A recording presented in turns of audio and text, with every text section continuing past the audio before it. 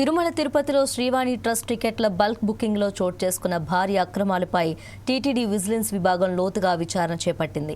చెన్నైకి చెందిన పద్మావతి ట్రావెల్స్ అనే సంస్థ ఒకే ఫోన్ నెంబర్ను పదే పదే ఉపయోగిస్తూ వందలాది టికెట్లను ఆన్లైన్లో బుక్ చేసుకుంటున్నట్లు అధికారులు గుర్తించారు. సామాన్య భక్తుల టికెట్ల కోసం వెబ్సైట్లో నిరీక్షిస్తుంటే ఈ ఏజెన్సీ మాత్రం సాంకేతిక లొసుగులను వాడుకుంటూ పెద్ద ఎత్తున టికెట్లను దక్కించుకోవడంపై విజిలెన్స్ బృందం ఆశ్చర్యం వ్యక్తం చేసింది.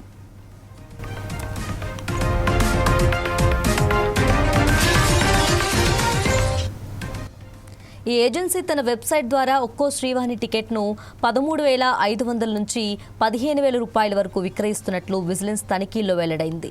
నిమిషాల్లో పూర్తయ్యే రోజువారీ 800 టికెట్ల కోటాలో ఈ ట్రావెల్స్ ఏజెన్సీకి మాత్రమే ఎలా అధికంగా టికెట్లు లభిస్తున్నాయి అనే అంశంపై టీటీడీ ఏవీఎస్ఓ నేతృత్వంలోని బృందం గత వారమే తిరుమల బయోమెట్రిక్ కౌంటర్ల వద్ద సోదాలు నిర్వహించింది.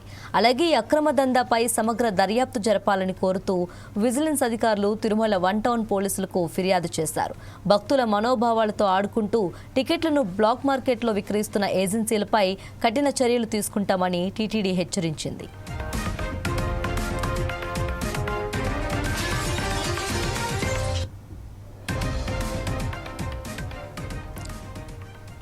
తిరుమల తిరుపతిలో శ్రీవాణి ట్రస్ట్ టికెట్ల బల్క్ బుకింగ్లో చోటు చేసుకున్న భారీ అక్రమాలపై టీటీడీ విజిలెన్స్ విభాగం లోతుగా విచారణ చేపట్టింది. చెన్నైకి చెందిన పద్మావతి ట్రావెల్స్ అనే సంస్థ ఒకే ఫోన్ నెంబర్ను పదే పదే ఉపయోగిస్తూ వందలాది టికెట్లను ఆన్లైన్లో బుక్ చేసుకుంటున్నట్లు అధికారులు గుర్తించారు. సామాన్య భక్తులు టికెట్ల కోసం వెబ్సైట్లో నిరీక్షిస్తుంటే ఈ ఏజెన్సీ మాత్రం సాంకేతిక లొసుగులను వాడుకుంటూ పెద్ద ఎత్తున టికెట్లను దక్కించుకోవడంపై విజిలెన్స్ బృందం ఆశ్చర్యం వ్యక్తం చేసింది.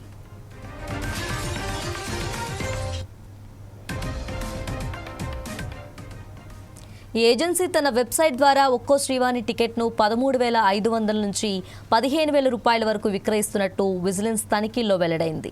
నిమిషాల్లో పూర్తయ్యే రోజువారీ 800 టికెట్ల కోటాలో ఈ ట్రావెల్ ఏజెన్సీకి మాత్రమే ఎలా అధికంగా టికెట్లు లభిస్తున్నాయి అనే అంశంపై టీటీడీ ఏవీఎస్ఓ నేతృత్వంలోని బృందం గత వారమే తిరుమల బయోమెట్రిక్ కౌంటర్ల వద్ద సోదాలు నిర్వహించింది.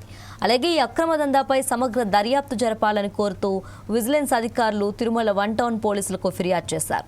భక్తుల మనోభావాలతో ఆడుకుంటూ టికెట్లను బ్లాక్ మార్కెట్లో విక్రయిస్తున్న ఏజెన్సీలపై కఠిన చర్యలు తీసుకుంటామని టీటీడీ హెచ్చరించింది.